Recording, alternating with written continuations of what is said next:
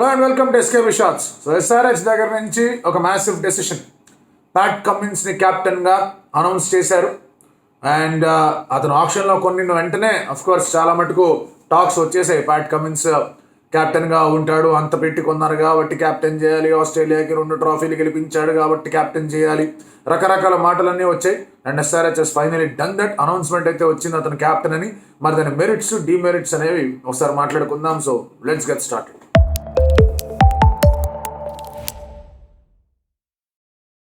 Pat Cummins విషయాన్ని మనం 3-4 కోణాల్లో చూడాలి. ఒకటి ఏంటంటే హీఈస్ అ టెరిఫిక్ ఆల్రౌండర్. కొత్త బౌలర్ మాత్రమే ఈజ్ అన్ ఆల్రౌండర్. కొట్టగళ్ళు, గట్టిగా హిట్లు కొట్టగళ్ళు, ఐపీఎల్లోనూ కొట్టాడు, బౌలింగ్ బాగా చేయగలడు, అన్ని ఫార్మాట్లలోనూ చూసాం. అండ్ అఫ్ కోర్స్ లీడర్షిప్, ఆల్రౌండర్గా ఒకటి, లీడర్షిప్ తీసుకొచ్చే విధంగా ఒకటి. కాకపోతే ఇక్కడ అర్థం చేసుకోవాల్సింది ఏంటంటే అతని T20 కెరియర్ అనేది ఎలా ఉంది, అతని ఐపీఎల్ కెరియర్ అనేది ఎలా ఉంది అనేది చాలా చాలా కీలకమైన అంశం. ఎందుకు అంటే కనుక ప్యాట్ కమిన్స్ మీరు అబ్జర్వ్ చేస్తే హిజ్ ఐపీఎల్ రికార్డ్స్ మీరు చూస్తే కనుక అరే ఏం చేశాడబ్బా ఐపీఎల్కి అంత డబ్బులు తీసుకున్నాడు అనే మాటలు వస్తాయి. కేకేఆర్ అతని మీద చాలా గట్టి అమౌంట్ వెచ్చించి తీసుకున్నారు. ఆ తర్వాత అతను బ్యాటింగ్ చేశాడు కానీ బౌలింగ్ చేయలే. బౌలింగ్లో కూడా చాలా పరుగుల ప్రవాహమే నడిచింది అతని దగ్గర నుంచి. ఎక్కడ ఆడినా కూడా అంటే తన ఈడెన్లో ఆడలేదు, తను అక్కడెక్కడో వెళ్ళి దుబాయ్లో ఆడాడు, అక్కడ ఆడాడు అని చెప్పేసి మాట్లాడుకున్నా he has not done well. ఇప్పుడు మళ్ళీ ఎస్ఆర్హెచ్కి వచ్చాడు. ఎస్ఆర్హెచ్కి రావడానికి రీజన్స్ ఏంటి అని ఒక్కసారి మనం మళ్ళీ ఆలోచించుకుంటే, ఒకటి there was a bidding war between RCB and SRH. SRH ఈగోకి పోయింది, ఆర్సీబీకి కమిన్స్ అయింది, మాకు ఉంది డబ్బులు మేము తెచ్చుకుంటాం చూడండి అని చెప్పేసి మాట్లాడారు. ఎందుకంటే వాళ్ళకి అవసరంగా తర్వాత హెడ్ తర్వాత వీళ్ళందరూ చాలా తక్కువ అమౌంట్కి వచ్చారు కాబట్టి కుమ్మేశారు. సరే ఫైన్, బాగానే ఉంది. రెండోది ఏంటంటే అతను అదే ఇయర్ 2023లో ఆప్షన్ జరిగి ఒక నెల ముందు, నెల కూడా కాదు కొన్ని రోజుల ముందు వరల్డ్ కప్ గెలిచాడు, వన్డే వరల్డ్ కప్. ఆ తర్వాత అంతకుముందు అతన్ని చూసుకుంటే వరల్డ్ టెస్ట్ ఛాంపియన్షిప్ గెలిచాడు. సో ఎన్ని విధాలుగా చూసుకున్నా కూడా అతనిలో కొంచెం ఆ ఒక లక్ ఫ్యాక్టర్ కానివ్వండి, లేదంటే కనుక ఆ టేబుల్ మీదకి అతను తీసుకొచ్చే ఆలోచించే ఒక విధానాలు కానివ్వండి, అవన్నీ కూడా బాగా నచ్చాయి. సో అందుకే అతన్ని తీసుకున్నారు. సో దాన్ని తీసుకున్న వెంటనే they wanted to make him the captain. But of course అక్కడ ఆ అనౌన్స్మెంట్ లేకపోతే ఆ నిర్ణయాల కోసం కాస్త ఆగారు. బట్ ఇప్పుడు ఇక్కడ అతన్ని క్యాప్టెన్ చేశారంటే మార్క్రమ్ని తప్పించి అతన్ని క్యాప్టెన్ చేశారు. అంటే టీం నుంచి తప్పించలేదు, క్యాప్టెన్సీ నుంచి తప్పించారు. Markram has been phenomenal. Markram అసలు వేరే లెవెల్లో ఆడి what he has done for South Africa league, వీళ్ళు ఎస్ఆర్హెచ్ కొన్న ఆ ఎస్ఈసికి అతను ఏం చేశాడు ఎవరు చేయలేకపోయారు. సో మార్క్రమ్ అంత స్థాయిలో లీడర్షిప్ని కానివ్వండి, ఆటని కానీ తీసుకొచ్చాడు. ఈ బోల్డ్, ఈ బ్యాటెడ్, ఈ ఫీల్డింగ్లో కూడా అద్భుతమైన క్యాచ్లు పట్టాడు. సో అతన్ని పక్కన పెట్టారు. ఇక్కడ question is not about Markram versus Cummins. Question ఏంటంటే ఈ ఆలోచన విధానాలు ఎలా ఉన్నాయి. ఎందుకు అంటే ఎస్ఆర్హెచ్ దగ్గర చాలామంది ఫారెనర్స్ ఉన్నారు. లెక్కెట్టుకోండి, Klaasen, Glenn Phillips, Hasaranga, Jansen, Farooqi, Travis Head, వీళ్ళ 6 along with of course the usual suspects Markram ఆ తర్వాత కమిన్స్. సో ఈ రేంజ్లో వాళ్ళ దగ్గర ఫారెనర్స్ కనిపిస్తుంది. సో ఈ నేపథ్యంలో అందులోంచి సెలెక్ట్ చేసేది 4 మాత్రం. అండ్ అందులోనూ ఏమైంది, ట్రావిస్ హెడ్ అండ్ అలాగే Pat Cummins are coming from a world cup victory. Albeit it is another format but still world cup victory. ఆ తర్వాత మీరు Jansen has offered so many things for SRH. చాలానే గట్టిగానే offer చేశాడు. అతను ఆడిస్తారా లేదని ఒక క్వశ్చన్ వస్తుంది. రెండోది ఎస్ఆర్హెచ్కి ఎప్పుడు కూడా ఇబ్బంది కలిగించే అంశం ఏంటంటే వాళ్ళ మిడిల్ ఆర్డర్ ఎప్పుడు కూడా హ్యాండ్సప్ చేసి అర్థం కాని సిచ్యువేషన్లో లాస్ట్ ఇయర్ ఆడింది. అంతకుముందు కూడా అదే జరిగింది. మిడిల్ ఆర్డర్ కొంచెం డోలాయమాన స్థితిలో ఉంది. దాన్ని ఎలాగైనా సరే సర్ది చేసుకోవాలి అంటే కనుక ఇండియా దగ్గర నుంచి ప్లేయర్లు కొన్ని అవకాశాలు దొరకలేదు. వాళ్ళకి 10 టీంలు ఉన్నాయి కాబట్టి అక్కడక్కడ డిస్ట్రిబ్యూట్ అయిపోయారు. మయాంక్, అభిషేక్, త్రిపాఠిని అనుకున్నారో వాళ్ళతో టాప్ ఆర్డర్లో ఏదో ఫ్లోటింగ్ ఏదో ఒకటి కానించుకొని next 5 spots they have to fill with some experience. సరే సుందర్ని అనుకుందాం 9లో, భువనేశ్వర్ని 10లో అనుకుందాం. ఆ తర్వాత మీకు ఇంకొక ఫాస్ట్ బౌలర్ పెట్టుకుని ఇంపాక్ట్ పేరుకి ఎవరినో వాళ్ళు పెట్టుకుందాం, స్పిన్నర్నో లేదా ఏదో పెట్టుకుందాం. బట్ ఇందులో what they are looking at, ఇప్పుడు హసరంగాన్ని తీసుకొస్తే కనుక అతను లెగ్ స్పిన్ తీసుకురాగలడు. యాన్సన్, కమిన్స్ని పెడితే కనుక వాళ్ళిద్దరు ఆల్రౌండ్ అబిలిటీస్ తీసుకొని రాగలరు. అటు బౌలింగ్లో కూడా బాగా చేయగలరు. So Bhuvi, Cummins, Jansen, Hasaranga bowling attack చాలా అద్భుతమైన రీతిలో ఉంటుంది. మరి అట్లాంటప్పుడు బ్యాటింగ్లో ఏం కావాలి, unit to have certain kind of batting. So Jansen, హసరంగాలో ఎవరో ఒకళ్ళే ఆడగలరు, లేదంటే ఇద్దరు ఆడకపోవచ్చు.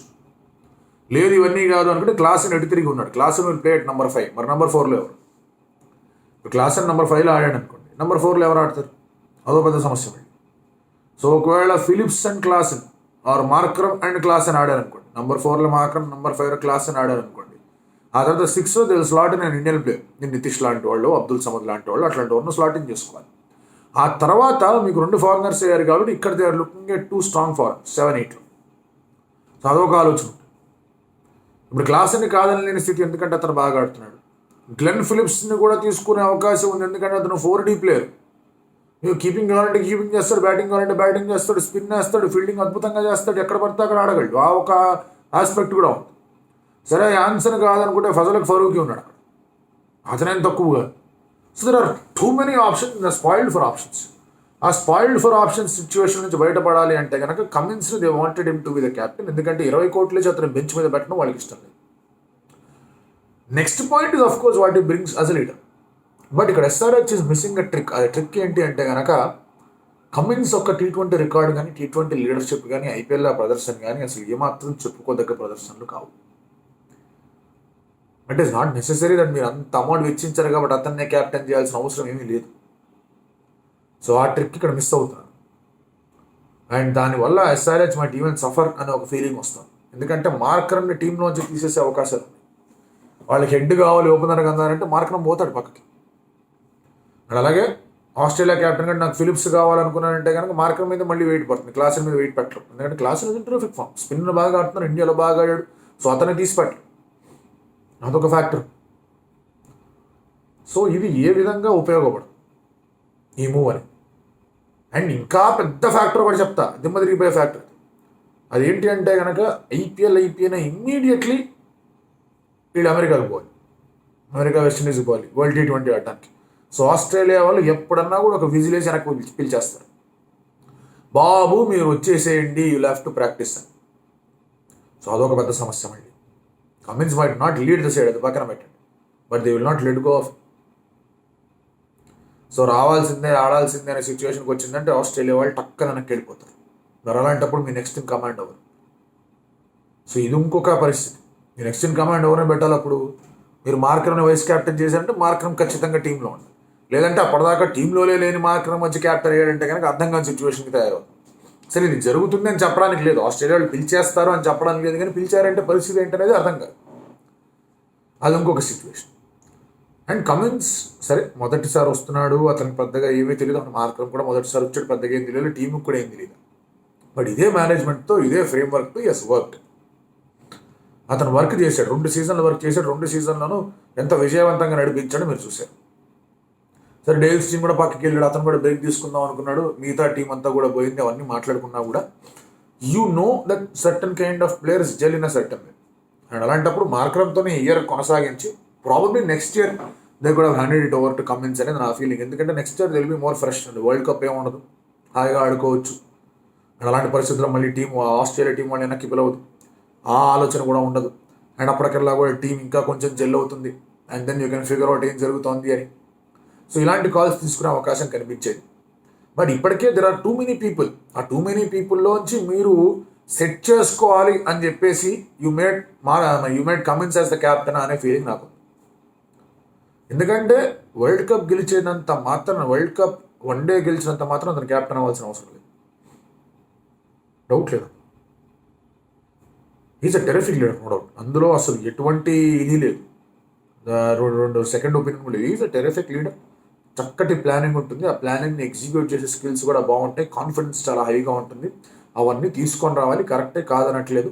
But with the class or probably వస్తుందేమో అని ఒక చిన్న ఇది కూడా, ఇదైతే ఖచ్చితంగా ఉంటుంది. వాము మళ్ళీ పిలిచేస్తే ఏంటి పరిస్థితి, మరి దాని గురించి వాళ్ళు మాట్లాడుకుని నిర్ణయం తీసుకున్నారు లేదో అర్థం కావట్లేదు. బట్ ఏం జరిగినా కూడా యాజ్ అ లీడర్ ఎస్ఆర్హెచ్కి మంచి లీడర్ దొరికాడు. బట్ ఇప్పుడున్న సిచ్యువేషన్లో ఈజ్ ఇట్ 100% రైట్ డెసిషన్ అనేది మాత్రం ప్రస్తుతానికి చెప్పడం కొంచెం కష్టం అవుతుంది. As a tournament progresses will get to know. So it is a mix of దాని ఏమంటారు, మిక్స్డ్ ఫీలింగ్స్ లాగానే ఉంటుంది మోస్ట్ ఆఫ్ ది ఎస్ఆర్హెచ్ ఫ్యాన్స్కి. కమిన్స్ వచ్చాడు సూపర్ లీడర్ అనే ఆలోచన ఉన్నా కూడా మార్కరం బాగానే చేస్తున్నాడు కదా, టీం అంతా సెట్ అయి ఉంది కదా, మళ్ళీ కమిన్స్ని పిలిచేస్తే పరిస్థితి ఏంటి, ఇలాంటి ఆలోచనలు మాత్రం ఖచ్చితంగా ఉంటాయి. But if Cummins delivers nothing like it. SRH దగ్గర అద్భుతమైన టీం ఉంది. SRH has got a terrific team, అందులో డౌట్ లేదు. They are spoiled for options అని కొంతమంది ఒపీనియన్స్ ఉండొచ్చు, బట్ అలాంటి స్పాయిల్డ్ ఫర్ ఆప్షన్స్ ఒపీనియన్స్ తీసేయడానికి దే నీడెడ్ స్ట్రాంగ్ లీడర్ అనేది నా స్ట్రాంగ్ ఫీల్. సో ఇలాంటి పరిస్థితుల్లో if they can figure out who their 4 foreigners are and దాని బ్యాకప్గా ఒక 5 ఇద్దరిని పెట్టుకున్నారంటే ఇంకొకరిని పెట్టుకున్నా చాలు బ్యాకప్గా. I think they will go the distance this time if they plan well. So ఆ ప్లానింగ్కి తగ్గట్టుగా ఈ నిర్ణయం జరిగిందని అనుకుందాం. ఈ నిర్ణయం కొంచెం ప్రస్తుతానికి కొంచెం అటు ఇటుగా కనిపించినా కూడా మంచి జరగాలని చెప్పేసి ఎస్ఆర్హెచ్ ఫ్యాన్స్ అందరూ కోరుకోవాలని చెప్పేసి నేను అనుకుంటూ ఉన్నాను. ఇప్పుడు ఇంకా చాలా సమీకరణాలు ఉన్నాయి. మ్యాచ్ స్టార్ట్ అయిన దగ్గర నుంచి ముంబైలో ఆడినప్పుడు హసరంగా ఆడించాలా, ఆర్సీబీకి వచ్చినప్పుడు హసరంగా ఆడించాలా, చెన్నైకి వచ్చినప్పుడు ఎక్స్ట్రా స్పిన్నర్ తళ్ళాలా, హైదరాబాద్కి వచ్చినప్పుడు పిచ్ ఎలా ఉంటుంది, ఇలాంటి చాలా చాలా ఆలోచనలు మనం పూర్తిగా ఎస్ఆర్హెచ్ టీం గురించి డిస్కస్ చేసుకుంటున్నప్పుడు మాట్లాడదాం. Till then